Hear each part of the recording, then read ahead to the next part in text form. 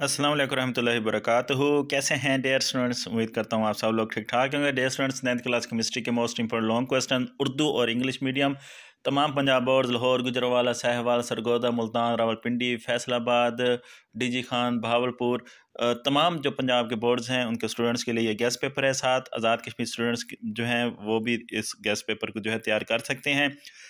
तो guest paper share करने से पहले स्कीम शेयर कर देता हूँ। लॉन्ग क्वेश्चन है ये आप लोगों के मोस्ट इम्पोर्टेंट।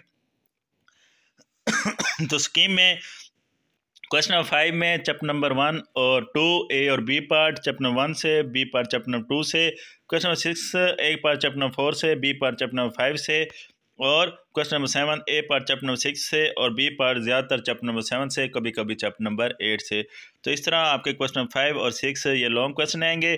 तो हर चैप्टर में 3-3 लॉन्ग क्वेश्चन दिए हैं मोस्ट इंपॉर्टेंट। तो अगर आप क्वेश्चन 5-6 करना चाहते हैं तो टोटल 12 क्वेश्चन होंगे मोस्ट इंपॉर्टेंट, और अगर आप क्वेश्चन नंबर 6-7 करना चाहते हैं तब भी 12 होंगे। अगर आप क्वेश्चन नंबर 5-7 करना चाहते हैं तब भी 12 होंगे। तो मतलब आप इस पेपर स्कीम के मुताबिक जो है 4 चैप्टर जो है वो तैयार कर लीजिएगा। अब आप लोगों की मर्ज़ी कि वो 4 चैप्टर आप कौन से करते हैं। क्वेश्चन नंबर 5 के करते हैं 2 चैप्टर, क्वेश्चन नंबर 6 के 2 करते हैं, या क्वेश्चन नंबर 7 के 2 करते हैं। तो टोटल ये जो है 6 होंगे चैप्टर जो मैंने यहाँ पे स्कीम के मुताबिक दिए हैं। तो आप इसी के मुताबिक जो है 4 चैप्टर जो है कोई से तैयार कर लीजिएगा।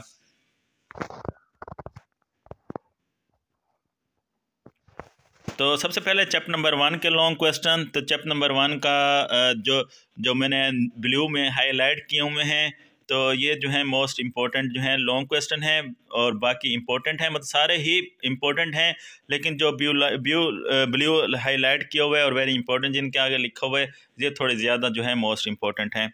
तो इसमें पहला है define and describe briefly branches of chemistry. Chemistry की तारीफ़ करें और इसकी शाखों पर नोट लिखें। ज़्यादातर जो है केमिस्ट्री की 4 शाखें जो हैं वो पूछी जाती हैं।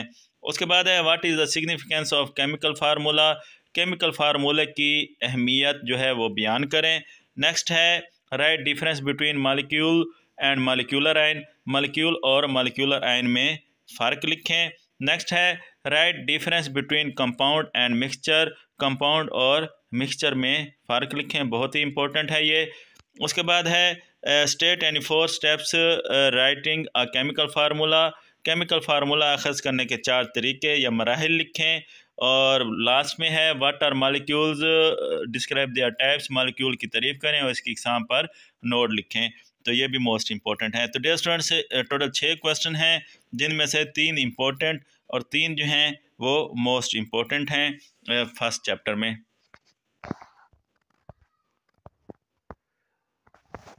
तो फर्स्ट चैप्टर के साथ दूसरा जो है बी पार्ट जो आता है वो दूसरा चैप्टर आता है। तो ये तो लाजमी तैयार कीजिएगा क्वेश्चन नंबर 5, क्योंकि इजी है।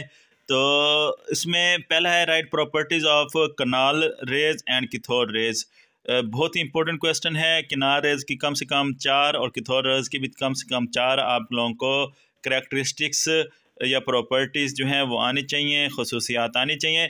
आपकी जो पॉजिटिव रेज हैं इनको हम कनार रेज भी कहते हैं, एनोड रेज भी कहते हैं। तो इसके 3 नाम हैं। तो आप लोगों ने परेशान नहीं आना पेपर में, अगर इनमें से कोई एक आ जाए तो उसका मतलब एक ही होगा। उसके बाद है right any 5 results and defects of Rutherford atomic model. Rutherford atomic model के तजर्बे के 5 नताइज और नकाइस लिखें, बहुत ही इंपॉर्टेंट है ये भी। नेक्स्ट है state the postulates of Bohr atomic model. Bohr atomic model के मफरूज़ात लिखें, बहुत ही इंपॉर्टेंट है ये।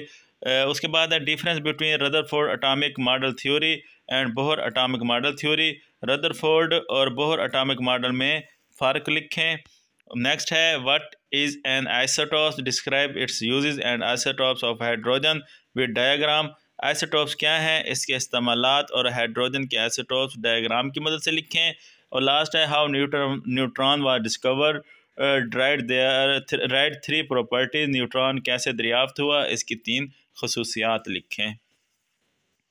तो ये क्वेश्चन नंबर 5 हो गया, 2 चैप्टर। अब क्वेश्चन नंबर जो आपका 6 है लॉन्ग का, इसके 2 क्वेश्चन चैप्टर नंबर 4 और 5। तो what is an ionic bond, discuss the formation of ionic bond between sodium and chlorine. Ionic compound क्या है, सोडियम और क्लोरीन के दरमियान आयनिक बॉन्ड बनने के अमल की वजाहत करें। बहुत ही इंपॉर्टेंट ये लॉन्ग क्वेश्चन है। नेक्स्ट है define and right general properties of covalent compound. Covalent compound की तारीफ और इसकी खसूसियात बयान करें। नेक्स्ट है explain the types of covalent bond with at least one example of each type. Covalent bond की तारीफ करें और इसकी इकसाम की वजाहत एक मिसाल देकर करें। नेक्स्ट है what is mean by coordinate covalent bond, how coordinate covalent bond is formed, explain with example. Coordinate covalent bond की तारीफ करें और इसके बनने के अमल की वजाहत मिसाल देकर करें। बहुत ही इंपॉर्टेंट क्वेश्चन है। उसके बाद है define ionic compound and also write down the properties of ionic compound. Ionic compound की तारीफ करें और इसकी खसूसियात लिखें। नेक्स्ट है define hydrogen bonding and explain that how do these forces affect the physical properties of compound. Hydrogen bonding की तारीफ करें, वजाहत करें किस तरह ये फोर्सेस कंपाउंड की तिब्बी खसूसियात पर असरअंदाज होती हैं। तो ये भी मोस्ट इंपॉर्टेंट क्वेश्चन है। तो हर चैप्टर में जो हाईलाइट किए हुए ब्लू ये मोस्ट इंपॉर्टेंट हैं, जो हाईलाइट नहीं किए हुए वाइट में हैं ये इंपॉर्टेंट हैं। उसके बाद चैप्टर नंबर जो है आपका 5 डिफाइन बॉयल्स लॉ एंड दूसरा जो है 2 सवाल इकट्ठे पढ़ रहा हूँ and Charles law and explain their experimental verification with example. तो बॉयल के कानून की तारीफ और चार्ल्स के कानून की तारीफ और इन दोनों की तजर्बे के साथ मिसाल देकर तस्दीक करें। ये दोनों ही जो लॉ हैं, कानून हैं, दोनों ही most most most most most important हैं। उसके बाद है define vapour pressure, discuss the factor which effect the vapour pressure.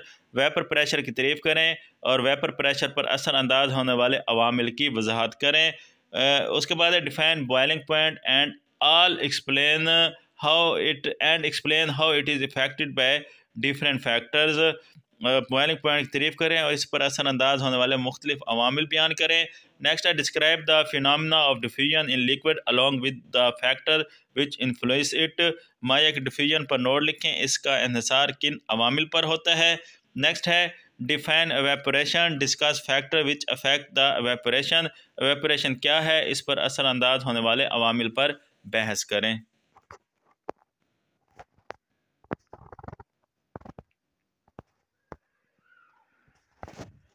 Next question number 7, chapter number 6 और 7, 8।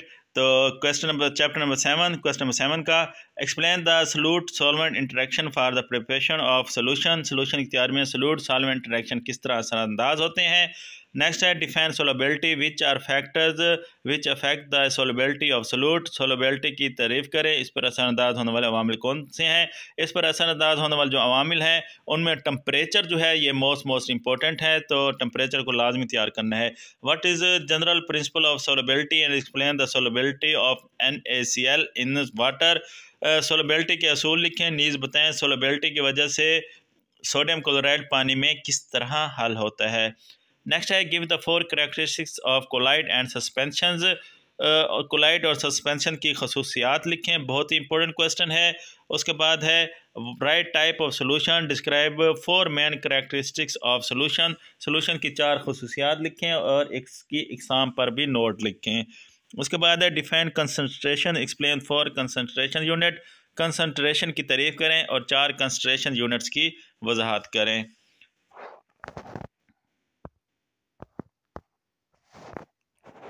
नेक्स्ट चैप्टर नंबर 7, तो व्हाट इज़ ऑक्सीडेशन स्टेट और oxidation number, describe the rules for assigning the oxidation states और oxidation number. Oxidation number या oxidation state से क्या मुराद है। Oxidation number या oxidation state तफवीज़ करने के असूलों की वजाहत करें।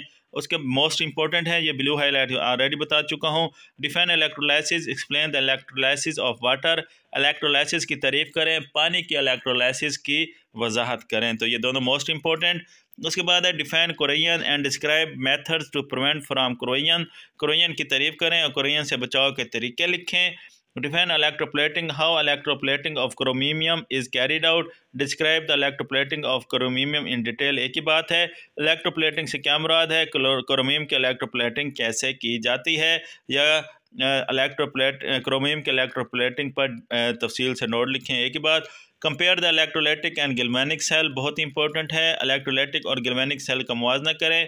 Describe manufacturing of sodium metal from use sodium chloride by Down cell की मदद से पिघले हुए सोडियम क्लोराइड से सोडियम मेटल की तैयारी पर नोट लिखें।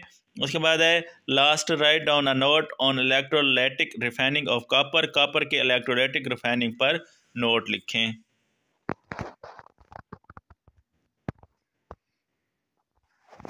नेक्स्ट चैप्टर नंबर 8, तो इसके मेटल्स और नॉन मेटल्स की केमिकल और फिज़िकल प्रॉपर्टीज़ बहुत ही इम्पोर्टेंट हैं, बहुत ही इम्पोर्टेंट हैं, बहुत ही इम्पोर्टेंट हैं।